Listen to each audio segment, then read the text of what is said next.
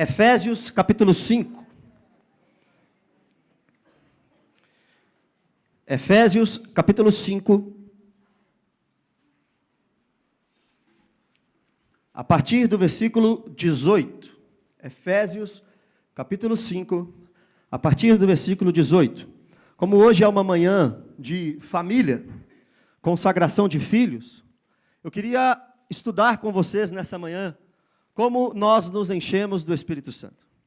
E como a família tem um papel importantíssimo na vida daquele que quer ser cheio do Espírito Santo.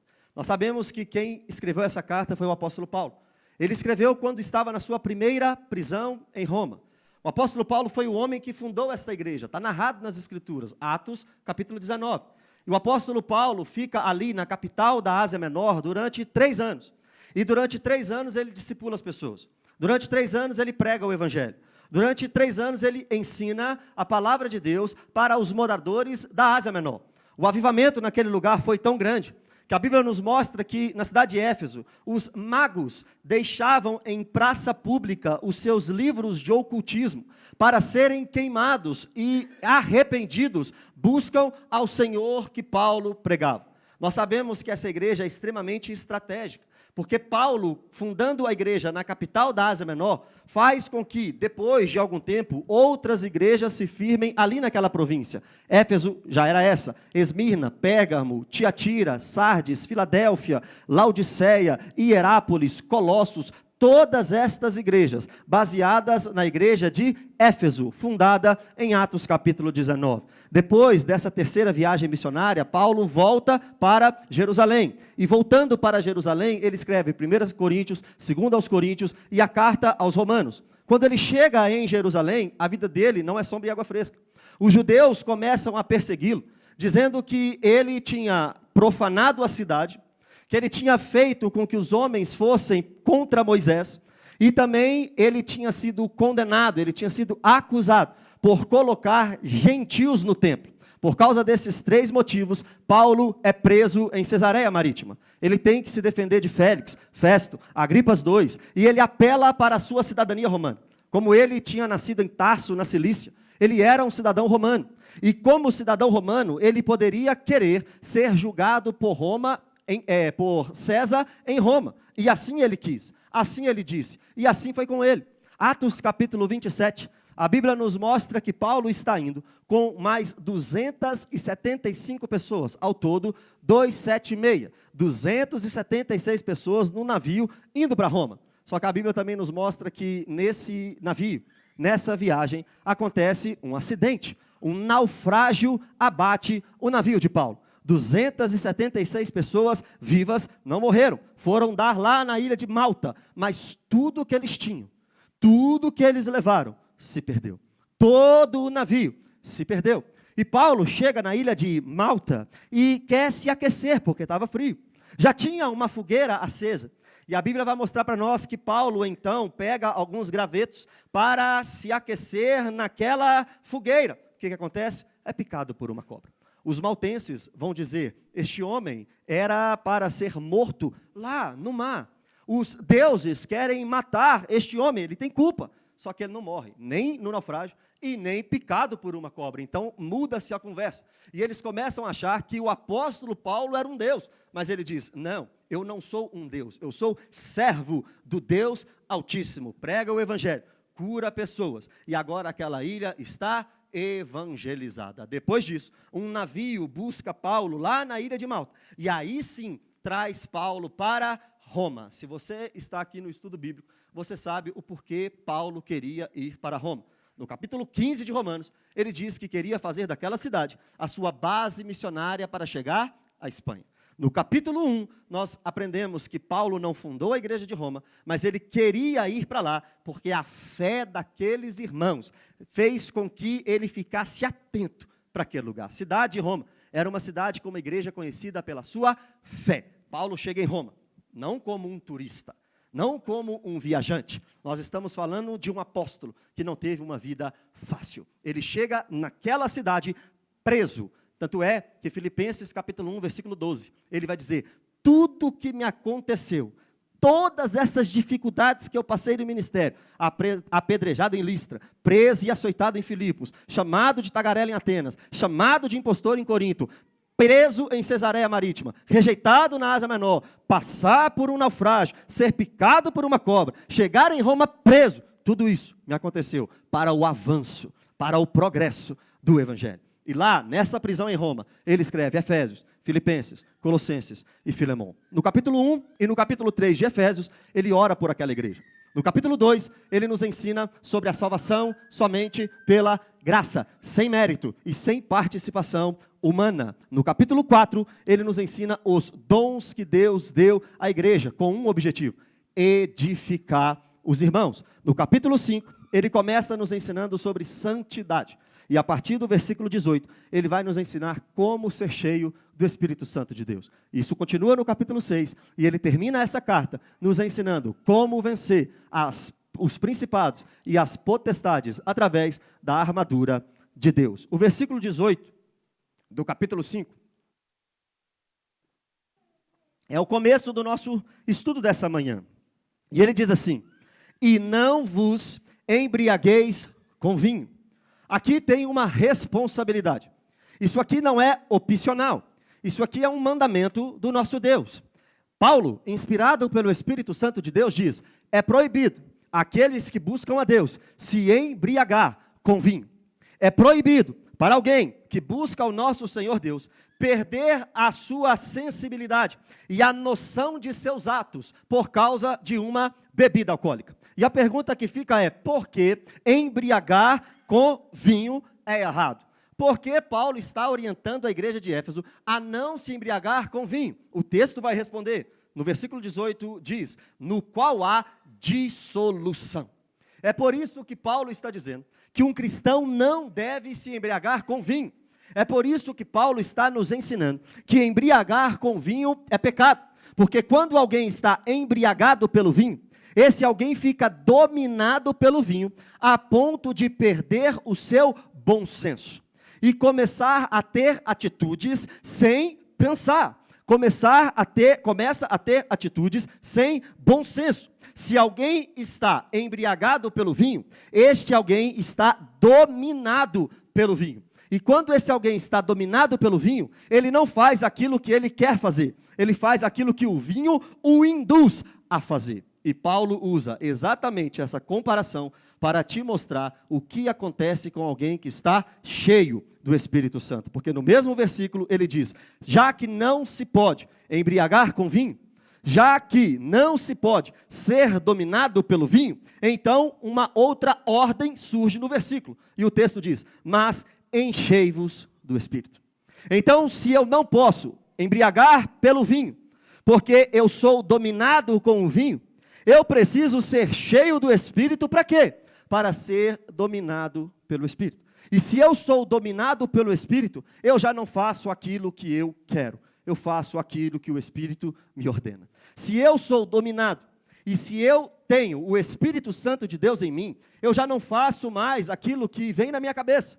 Eu já não faço mais aquilo que eu acho que é certo. Eu já não faço mais aquilo que eu acho que é correto. Se eu sou dominado pelo Espírito Santo de Deus, a minha vida, o meu pensamento, o meu andar, o meu falar, será segundo o Espírito Santo de Deus. Porque agora eu estou não dominado pelo vinho, mas eu estou dominado pelo Espírito Santo de Deus. O cristão tem regra. O cristão tem regra para tudo. Não é um vale tudo a igreja.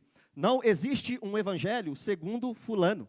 Evangelho segundo Beltrano. Eu vou seguir a Jesus da minha forma. Eu vou seguir a Jesus do jeito que eu acho que é correto. Você pode seguir qualquer um dessa forma, menos Jesus. Se você diz que é um cristão genuíno, você precisa entender que existe a palavra de Deus para ser o seu manual de fé e prática. E as Escrituras nos ensinam, nos mostram que até para o nosso pensamento nós temos regra. Filipenses capítulo 4, versículo 8 diz: finalmente, irmãos, tudo que é verdadeiro, tudo que é respeitável, tudo que é justo, tudo que é puro, tudo que é amável, tudo que é de boa fama, se alguma virtude há, se algum louvor existe, seja isso que ocupe o vosso pensamento. Até para os nossos pensamentos, nós temos mandamentos da parte de Deus. Então já sabemos agora uma coisa: não devemos ser embriagados pelo vinho, porque não podemos ser dominados pelo vinho. Mas agora nós temos que ser cheios do Espírito Santo para sermos dominados, obedientes ao Espírito Santo de Deus. Ponto. Mas a pergunta que fica é: como se enche do Espírito? O que eu tenho que fazer para ser cheio do Espírito Santo de Deus? Como é que uma pessoa se enche do Espírito Santo de Deus? E a Bíblia, aqui, nos próximos versículos, vai ensinar para nós 3 passos para nos enchermos do Espírito Santo. Se você quer ser dominado pelo Espírito Santo de Deus, se você quer ser cheio do Espírito Santo de Deus, não inventa, vai para a Escritura, obedece à Escritura e diz, faz, pense, analise e viva aquilo que a Escritura te ensina. 3 passos para sermos cheios do Espírito Santo. O primeiro está no versículo 19. Falando entre vós com salmos, entoando e louvando de coração ao Senhor, com hinos e cânticos espirituais. O primeiro passo para uma pessoa ser cheia do Espírito Santo é viver em uma comunidade a ponto de louvar, prostrar o seu coração e cantar aquilo que a Escritura diz. Nós precisamos entender que o texto está dizendo, você vai ser cheio do Espírito quando? Quando você falar entre vós com salmos. A Bíblia tem 150 salmos, 150 canções, 150 orações inspiradas pelo Espírito Santo de Deus, escritos por Davi, Salomão, Moisés, os filhos de Coré, Asaf, Etã, todos esses homens, para nos ensinar a vontade de Deus numa oração e numa canção. Se você quer ser cheio do Espírito Santo de Deus, você não canta o que você quer. Se você quer ser cheio do Espírito Santo de Deus, você não vive aonde você quer. O apóstolo Paulo está nos ensinando que você, para ser cheio do Espírito Santo de Deus, precisa falar entre os irmãos, precisa estar entre os irmãos, com um objetivo: louvar a Deus, adorar a Deus. E louvar é elogiar. Adorar é ter um coração prostrado e rendido. Quando você tem um coração prostrado e rendido, e quando na sua boca sai louvor a Deus, dentro de uma comunidade, uma congregação entre irmãos, você está se enchendo do Espírito. A segunda forma de se encher do Espírito está aí no versículo 20, olha lá. Dando sempre graças a Deus por tudo.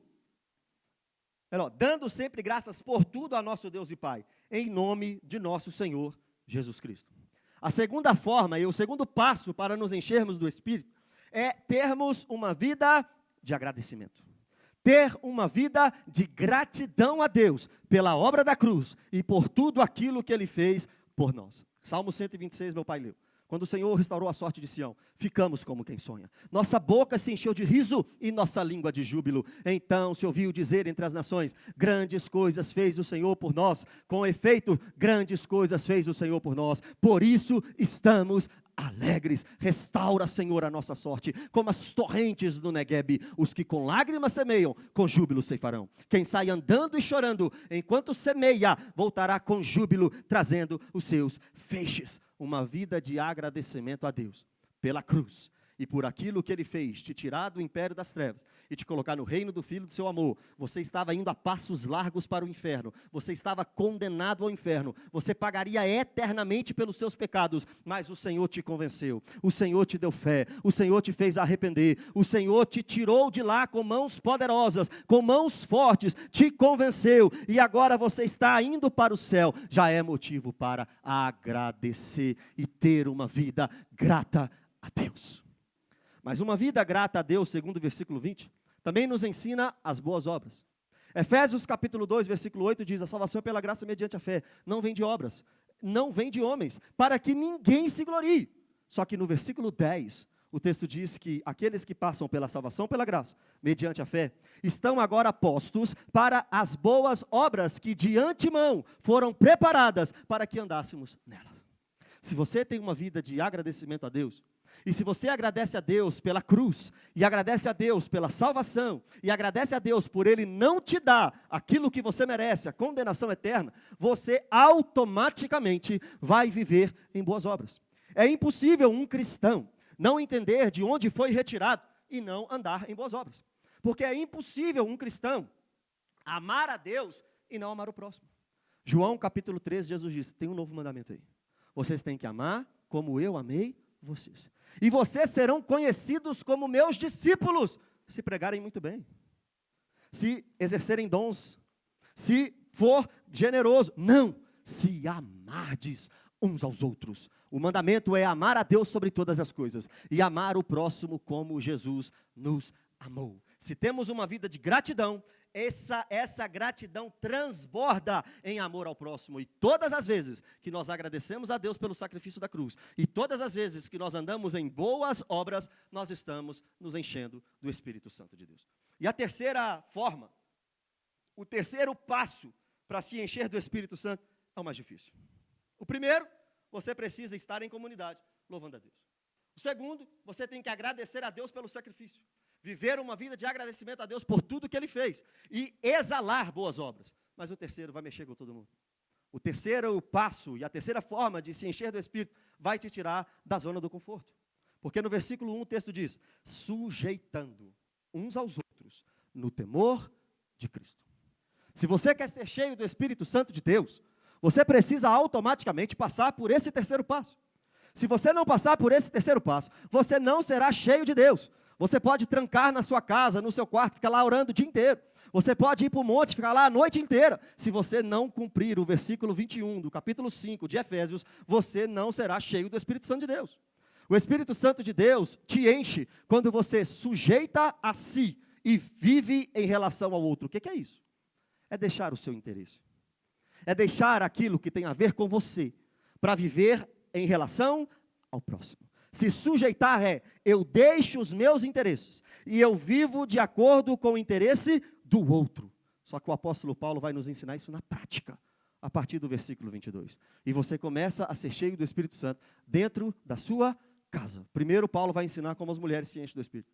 Segundo, Paulo vai ensinar como os homens se enchem do Espírito. Depois, Paulo vai ensinar como os filhos se enchem do Espírito. E depois, Paulo vai ensinar como os pais se enchem do Espírito. Versículo 22, para ser cheio do Espírito Santo, uma mulher precisa obedecer isso aqui, olha lá. As mulheres sejam submissas ao seu próprio marido, como ao Senhor. Se alguém quer ser cheio do Espírito, e esse alguém é mulher, esse alguém precisa voltar para as Escrituras, não voltar para o que o mundo ensina, não voltar para o que a sua vizinha está fazendo, não voltar para como a atriz que você gosta está vivendo, como a personalidade que você gosta está vivendo. E eu não sei ainda como você segue atrizes, eu não sei ainda o que essas personalidades mundanas podem ter de referência para nós. O texto está dizendo o que uma mulher precisa fazer para ser cheia do Espírito Santo de Deus. Uma mulher precisa, como ao Senhor, ser submissa ao seu marido. Agora a pergunta é, o que é ser submissa ao marido? Será que submissa significa ser obediente? Será que submissa quer dizer ser capacho? Será que submissa significa ser pisada pelo marido e o marido puder fazer aquilo que ele quiser com a esposa? É claro que não. Ser submissa significa estar debaixo da mesma missão. Ser submissa significa ser aquela auxiliadora idônea. E idônea, aquela que Deus fez para Adão, Eva, significa ser uma pessoa competente, apta para estar ao lado, auxiliando e contribuindo com aquilo que Deus deu de responsabilidade ao marido. Se uma mulher quer ser cheia do Espírito, não venha para a igreja e fique aqui o dia inteiro trabalhando, porque isso não te enche do Espírito. Se uma mulher quer ser cheia do Espírito, não venha me falar aquilo que Deus fez e faz na sua vida e através de você. Se você quer ser uma mulher cheia do Espírito Santo de Deus, volte para a sua casa e comece a respeitar, a honrar, a considerar o seu marido. Seja uma esposa segundo o coração de Deus. E assim você me mostra que você é uma cristã genuína. E assim você me mostra que de fato você conheceu a Deus e que de fato você está se enchendo do Espírito Santo. Só que o mais difícil não é para a mulher. A mulher precisa fazer isso para ser cheia do Espírito Santo. Senão ela não vai ser, não adianta. Só que no versículo 25, e no versículo 26 e 27 e 28, 25 ao 28, a Bíblia vai mostrar para nós como um homem se enche do Espírito Santo de Deus. E aqui eu acho muito mais difícil. O texto diz assim: maridos, amai vossa mulher, como também Cristo amou a igreja, e a si mesmo se entregou por ela. Até aqui.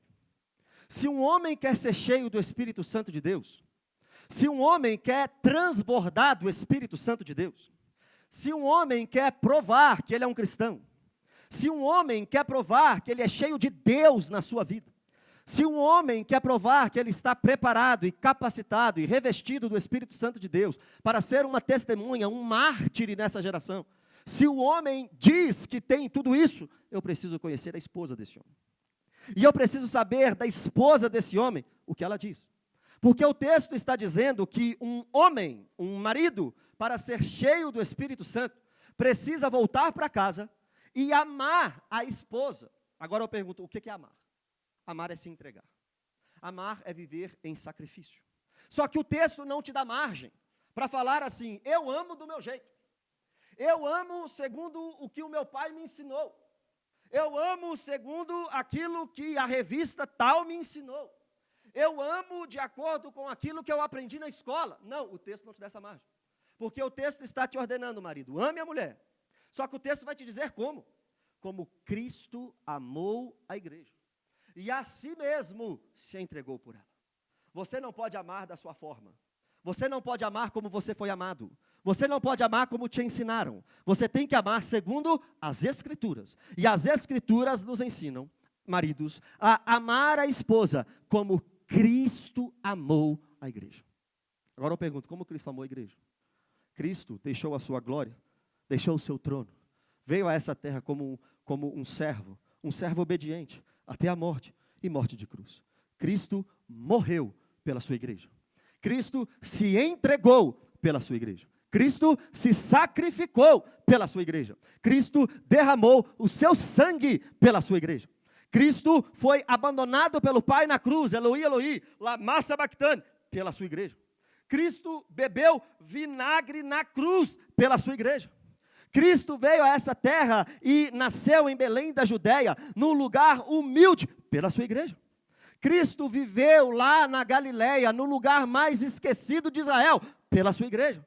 Cristo veio na sua última semana de vida, entrando domingo de forma triunfal num jumentinho em Jerusalém. Segunda, ele ora e prega contra a profanação do templo. Terça, ele prega o seu sermão escatológico. Quarta, está sabendo que estão matando, tramando para matá-lo. Quinta, ele faz a sua última ceia com seus discípulos. Sexta, 9 da manhã, ele sobe a uma cruz por causa da sua igreja. 6 horas recebendo a ira de Deus. 6 horas recebendo o castigo de Deus, 6 horas pagando pelos nossos pecados, 6 horas expiando os nossos pecados, 6 horas propiciando naquela cruz, fazendo com que Deus seja unido ao que crê novamente. 3 da tarde de uma sexta-feira, ele entrega o seu espírito por causa da sua igreja. Sábado ele está na sepultura por causa da sua igreja, mas domingo logo pela manhã, ele ressuscita por causa da sua igreja. Aparece a Maria Madalena, as outras mulheres, a Pedro, aos discípulos no caminho de Emaús, aos discípulos sem Tomé, aos discípulos com Tomé, aos 500 discípulos, aos discípulos na pesca maravilhosa, depois a Tiago, a Paulo e a João na ilha de Pátimos, tudo isso por causa da sua igreja. E agora o homem lê isso aqui e diz, eu preciso amar como Cristo amou a igreja.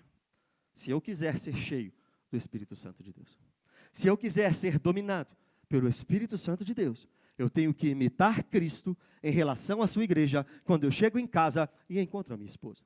Só que isso não é mais difícil também do homem. A mulher tem que ser submissa ao marido. O homem tem que amar a mulher como Cristo amou a igreja. E o homem tem que fazer mais uma coisa também, para ser cheio do Espírito. 26, 27 e 28.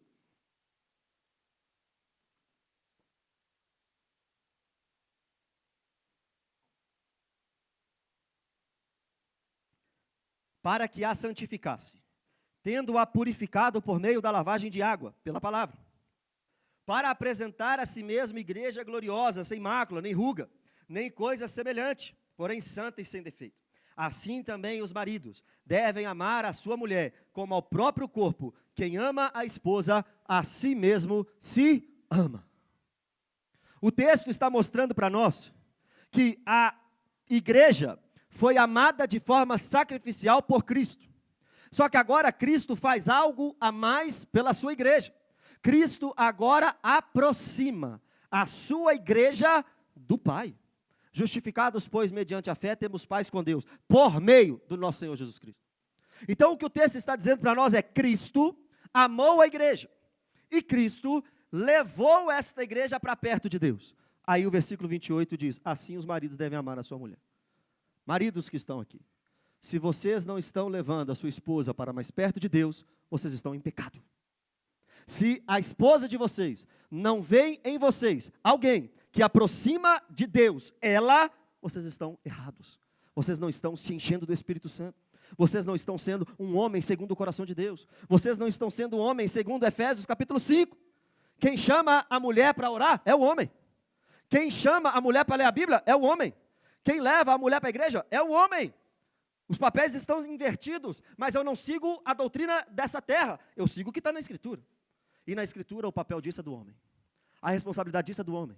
Se você quer ser um homem cheio do Espírito Santo de Deus, você precisa levar a sua mulher para perto de Deus. Se você quer ser cheio, dominado pelo Espírito Santo de Deus, você precisa largar um pouco o futebol, largar um pouco Netflix, largar um pouco o videogame, largar um pouco essas bobagens da vida e aprenderem as Escrituras e se debruçarem sobre as Escrituras, porque você tem uma responsabilidade e a sua responsabilidade primária é sua esposa. Você pode estar aqui na igreja fazendo tudo que você quiser, se sua esposa não está perto de Deus, o que adianta? Se sua esposa não te vê como um marido cheio de Deus, o que adianta? Se você está aqui fazendo tudo que você está fazendo, mas dentro de casa, sua esposa não sabe que você é um homem de Deus, o que adianta? E o texto está dizendo para nós que um homem, para ser cheio do Espírito Santo de Deus, ele tem que aproximar a sua esposa de Deus. Versículo 6, capítulo 6, a partir do versículo 1, filhos agora. Isso aqui é para filho que quer ser cheio do Espírito Santo. Não adianta você tirar o sapatinho e ir para o descende e tirar uma foto num estádio, falar que Deus está promovendo avivamento, se você não obedecer capítulo 6 de Efésios. Não adianta você ir para uma vigília, ficar lá pulando, chegar em casa às 6 horas da manhã suado, numa vigília, chega em casa e desrespeita o pai e a mãe. Você não está sendo cheio do Espírito. Você está apenas no modismo evangélico dessa geração, que não salva ninguém, que não resolve a vida de ninguém. Versículo 1 do capítulo 6. Filhos, os filhos também fazem parte da aliança. Os filhos também fazem parte da promessa. Filhos, obedecei a vossos pais no Senhor, porque isto é justo. Filhos, obedeçam aos vossos pais no Senhor. O que isso significa no Senhor? É a posição que o Senhor deu ao seu pai. Você pode não gostar do seu pai. Você pode não gostar da sua mãe. Mas isso não te dá o direito de desobedecer às Escrituras Sagradas. E na Escritura Sagrada tem uma ordem para o filho. Um filho que quer ser cheio do Espírito Santo de Deus precisa obedecer aos pais no Senhor, porque isso é justo, ou seja, porque essa é a vontade de Deus. E sobre a vontade de Deus você não questiona, você obedece. Filho que está aqui me assistindo, me ouvindo, filho que está prestando atenção nessa mensagem, você que quer ser cheio do Espírito Santo de Deus, você precisa voltar para a sua casa e obedecer aos seus pais, porque todas as vezes que você desobedece aos seus pais, você está desobedecendo a Deus. Já falei isso aqui 1000 vezes, os 10 mandamentos. Quem é que deu os 10 mandamentos? Fui eu? Foi seu pai? Foi sua mãe? Quem deu os 10 mandamentos foi Deus. E lá nos 10 mandamentos está dizendo, não adulterarás. Então se você adultera, primeiro você está pecando contra Deus, porque foi Deus que deu a lei. Não matarás. Se você mata, você peca contra alguém, você peca contra uma família, mas primeiro você está pecando contra Deus, porque foi Deus que disse, não matarás. É por isso que Davi no Salmo 51 diz, pequei contra ti, somente contra ti pequei. Depois que ele adulterou e assassinou. Agora, nessa mesma lista dos 10 mandamentos, tem um mandamento lá. Honra teu pai e tua mãe, está aí o versículo 2, que é o primeiro mandamento com promessa. Se você não honra a seu pai e a sua mãe, você está indo contra Deus. E eu não sei qual é a coragem que você tem de ir contra aquele que em uma noite destruiu uma cidade. Com fogo destruiu Sodoma e Gomorra. Eu não sei qual é a audácia que você tem de ir contra aquele que já destruiu essa terra com água. E que vai destruir essa terra com fogo, segundo Pedro capítulo 3. Eu não sei qual é a audácia de alguns filhos para desobedecer aos pais, ou seja, ir contra Deus, para que diante de um juízo encontre aquele que pode lançar homens dentro do lago de fogo e enxofre. Falta temor, falta reverência, falta conhecimento de quem é Deus. dos mandamentos de Deus, da lei de Deus, da obra de Deus, porque se você conhece a Deus, automaticamente você vai obedecê-lo, e se você obedece a Deus, automaticamente você vai ser cheio do Espírito, e se você for cheio do Espírito, filho, automaticamente você vai honrar seu pai e sua mãe. Honrar significa respeitar, considerar e obedecer. Respeitar, considerar e obedecer. Para de ficar indo em grupinho de jovem que não te muda nada na vida. Para de ficar indo em concentrações que é mais animadores de plateia. Volta para sua casa e se enche do Espírito honrando o seu pai, honrando a sua mãe, respeitando, considerando e obedecendo. Sai da muvuca, volta para casa e aprende a ser um cristão verdadeiro, genuíno. É isso que nós estamos precisando. Versículo 3 vai mostrar para nós qual é a promessa deste mandamento. Para que te vá bem e seja de longa vida sobre a terra. Essa é a promessa. Os hebreus estão saindo do Egito. E Deus agora dá a Moisés os mandamentos para que estes homens possam ir bem em tudo aquilo que eles fizerem em Canaã. Não terás outros deuses, não use o meu nome em vão, não faça imagem de escultura, guarde o sábado, honra teu pai e tua mãe, não mate, não adultere, não roube, não cobice a casa do seu próximo, não diga falso testemunho contra o seu próximo. Está lá, os 10 mandamentos. E o mandamento com promessa é, honra teu pai e tua mãe, porque vocês estão prestes a entrar na terra prometida. E quando vocês entrarem na terra prometida, se vocês honrarem seu pai e sua mãe, se vocês respeitarem o pai e a mãe, se vocês seguirem aquilo que o pai e a mãe ensinou a vocês, vocês terão uma boa conduta. E diante de uma boa conduta, você vai bem na terra de Canaã. É isso que o texto quer dizer. Mas a gente pode trazer para nós também. Se nós obedecermos, respeitarmos e considerarmos os nossos pais, nós teremos uma vida segundo a vontade de Deus, aqui nessa terra, abençoada. Eu não sei se você já percebeu, mas a nossa geração morre demais. Cada vez mais novo, cada vez mais novo, cada vez mais novo. Jovens, adolescentes, crianças, perdidas neste mundo, tudo isso é motivado por não obedecer este mandamento. É uma geração que não suporta a sã doutrina. Uma geração que não vive segundo as Escrituras e que faz e acontece o que quer nesse mundo e depois quer ser abençoado por Deus, quebrando princípios. Isso não existe. Não existe quebrar princípios e ser abençoado. Não existe uma geração que quebra princípio e depois fica falando que é a geração do avivamento. Não é. Nós somos a geração que não suporta a sã doutrina. Nós somos a geração da apostasia. Isso é bíblico. Não tem como você fugir disso. Nós estamos no meio de pessoas que não temem a Deus, que não estudam as Escrituras, que não se preocupam com as Escrituras, que não estão nem aí para as Escrituras, que não respeitam a Deus, por isso não honram os pais. E versículo 4, Paulo está ensinando agora os pais a serem cheios do Espírito. E vós, pais, não provoqueis os vossos filhos a ira. Provocar a ira é tratar de forma errada. Ter maus tratos. Preferir um do que o outro. Achar que um é mais abençoado que o outro. É virar para um filho e falar, tá vendo? O seu irmão é uma bênção, você está aí desse jeito. É automática, sem nem pensar, sem nem raciocinar, preferir um do que o outro. Tratar com maus tratos é não dar aquilo que você sabe que deveria dar a eles, uma educação digna. Respeito, os filhos precisam ser respeitados pelos pais. Tem pai que não respeita filho, tem mãe que não respeita filha, está errado, por isso que não é cheio do Espírito. A partir do momento que você começa a respeitar o seu filho, e dar a ele uma educação escriturística, segundo o que Deus quer, você está se enchendo do Espírito. Deitado lá com o Samuel, brincando com ele lá em casa, e ensinando para ele a palavra de Deus, eu estou me enchendo do Espírito. Falando para o meu filho, e respeitando ele lá dentro de casa, e levando ele para a igreja, aqui, falando com ele sobre oração, e sobre arrependimento de pecado, eu estou me enchendo do Espírito. A gente tem que desligar um pouquinho a televisão dos filhos, e começar a ler a Bíblia para os filhos, falar da palavra de Deus para os filhos, porque é isso que importa lá no final.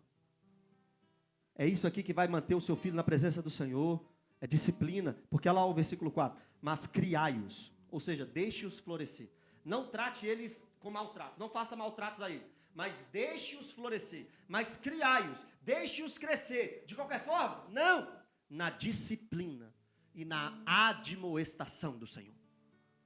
Você cria o seu filho na disciplina e na admoestação do Senhor. O que é isso? Na lei de Deus e na pregação do Evangelho para ele. Antigo e Novo Testamento. Toda a Escritura é inspirada por Deus e você precisa ensinar ao seu filho. Paulo tirou isso de onde? Da cabeça dele? Claro que não. Paulo era um fariseu. Paulo sabia o Shema Israel. Paulo conhecia Deuteronômio 6. E em Deuteronômio 6 existe a passagem mais sagrada para os judeus. A partir do versículo 4 o texto diz: ouça, ó Israel, o Senhor teu Deus é o único Senhor. Amarás o Senhor teu Deus de todo o teu coração, de toda a tua alma, de toda a tua força. Essas palavras que hoje te ordeno estarão no teu coração. Para quê? Tu as inculcarás aos teus filhos, assentado à mesa, andando pelo caminho, ao deitar e ao levantar. A palavra de Deus precisa estar na sua boca, pai, na sua boca, mãe, para que os seus filhos aprendam, para que você seja cheio do Espírito, para que seu filho cresça segundo a Escritura. Só que você precisa amar a Deus de todo o seu coração, de toda a tua alma, de toda a tua força. Se o pai não amar a Deus dessa forma, o filho não terá um exemplo dentro de casa. Não terá. E se tivermos esse exemplo dentro de casa, nós iremos inculcar, colocar, afiar e colocar dentro da cabeça do nosso filho a palavra de Deus. Por quê? Porque nós estaremos ensinando ele ao sentar, ao deitar, ao levantar, a dormir 24 horas de discipulado. Igual o Luiz falou aqui, quem ensina o filho é o pai, é a mãe. Quem ensina o filho a palavra de Deus são os pais. E dentro da igreja, só reforça. Eles aprendem lá e praticam aqui. Mas tem gente que é ao contrário. Quer que ensina aqui para praticar lá. Não vai dar certo. Não vai dar certo. Ensine o seu filho em casa. A palavra de Deus. Para você ser cheio do Espírito Santo. Então, para que vocês sejam cheios do Espírito, vocês precisam viver em comunidade, louvando a Deus. Vocês precisam ter uma vida de agradecimento a Deus e de boas obras. E você precisa deixar o seu interesse e viver em prol do outro. A mulher se sujeitando ao marido. O homem amando e levando a mulher para perto de Deus. O filho honrando o pai. E o pai criando os filhos na disciplina e na admoestação do Senhor. Que Deus tenha misericórdia de nós. E nos ajude, de fato, a cumprir as sagradas Escrituras. Queria que você ficasse sentado. Orasse a Deus, pedisse perdão a Deus. Por não ser o filho como as Escrituras dizem. Por não ser o pai como as Escrituras dizem. Por estar longe de ser o marido que as Escrituras dizem. E por não ser a esposa que a Escritura diz. E depois de examinar a si mesmo, você vai receber a ceia. Você vai ceiar, não é para deixar de ceiar. É para arrepender e ceiar. Examine o homem e depois tome da ceia. Então eu preciso que, segundo a sua consciência, você pegue a ceia, depois de orar, nós iremos orar, o nosso irmão Rodrigo vai cantar, e depois que você orar, depois que eu terminar de orar e você terminar de orar, os diáconos vão passar servindo a ceia, e você pode se levantar a partir do momento que for pegando a ceia, para lembrarmos do sacrifício de Jesus. Pai, obrigado, Senhor, por essa manhã. Obrigado pela Tua palavra, Senhor. Obrigado, Deus, porque até aqui o Senhor nos ajudou. Obrigado, Senhor, porque o Senhor nos ensina, segundo as Escrituras, aquilo que temos que fazer. Pedimos perdão ao Senhor, Deus, porque muitas vezes deixamos de nos encher do Espírito pela desobediência. Muitas vezes deixamos de nos aproximar de Ti por não obedecer a palavra. Mas como uma igreja arrependida, estamos diante da Tua presença nesta manhã, te pedindo, Pai, tenha misericórdia de nós. E nos ajude, Senhor, de fato a cumprir a Tua palavra. Queremos ser cheios do Espírito. Por isso não queremos negar a comunhão. Não queremos deixar de agradecer ao Senhor. E queremos voltar para casa, Deus, e vivermos segundo a Tua palavra com a nossa família. Nos ajude, Deus. Nos ajude, Pai, na caminhada. Nos ajude nessa peregrinação em que estamos. Nos ajude, Deus, a chegarmos ao último dia da nossa vida, obedecendo a Tua palavra e sendo fiel a ela. Nos ajude, Pai, a cumprirmos tudo que a Tua palavra diz, em nome de Jesus. Todos receberam? Com os olhos fechados? Queria que você pensasse no que você está fazendo. A ceia é uma ordenança do Senhor em Mateus capítulo 26. E uma ordenança do Espírito Santo através de Paulo em 1 Coríntios capítulo 11. E esses textos nos ensinam que Jesus estava fazendo uma substituição. Enquanto os judeus comemoravam a Páscoa, a libertação do Egito, Jesus pega o cálice que eles comemoravam a Páscoa e diz, esse cálice, na verdade, significa a nova aliança no meu sangue. Vocês que estavam comemorando a saída do Egito. Agora precisam entender que na nova aliança, o Egito é espiritual. E através do meu sangue na cruz, eu liberto vocês da vida de pecado, da escravidão do pecado e do poder do pecado. Porque o meu sangue é derramado através de vocês. E a ordem é, quando se reunirem, é para a igreja cear. É para a igreja cear porque a igreja tem duas responsabilidades. Lembrar da morte do Senhor. Lembrar do sacrifício do Senhor. E anunciar que Ele está vindo. Anunciar a segunda vinda. Nós estamos aqui aguardando a segunda vinda do Senhor Jesus. E enquanto esse dia não acontece, nós estaremos aqui ceando. Nós estaremos aqui com a palavra. Nós estaremos aqui em comunhão. Nós estaremos aqui nos enchendo do Espírito. Estaremos aqui com uma vida de agradecimento. E estaremos com famílias restauradas, segundo a palavra de Deus. Maranata. Maranata. Ora vem, Senhor Jesus. Coma do pão, beba do cálice.